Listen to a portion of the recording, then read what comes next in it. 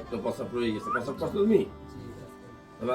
একটু প্রস্রাব রয়ে দেখেন, প্রস্রাব ঘন ঘন হলে, প্রস্রাব ক্লিয়ার না হলে, প্রস্রাব আটকাই গেলে, অনেকেই বলে যে প্রস্রাব করছি একটু প্রস্রাব রয়ে যায়, তখনই আপনার একটা আলোচনা করতে বলি কইরা আমরা কিন্তু আগের অংশ পরের অংশ, আগের যে অংশটা থাকে ওটার একটা ভলিউম মাপি, আর পরের যে অংশটা থাকে সেটার একটা ভলিউম মাপি।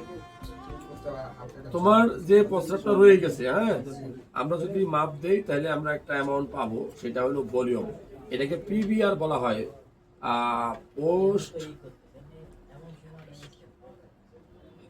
Volume residue. হ্যাঁ, এই দেখো তোমার নর্মালি কতটুকু রয়ে গেল জমা, তুমি প্রস্রাব করার পরেও 47 ml রয়ে গেছে।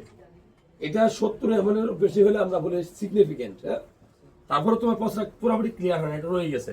তো যদি প্রস্রাব ক্লিয়ার না হয় একটা আল্ট্রাসাউন্ড করবেন আপনার নিকটস্থ কোনো ভালো ডাক্তারকে দিয়ে, দেখবেন যে আপনার প্রস্রাব জমা থাকে কিনা এটা ক্লিয়ার বুঝতে পারবেন।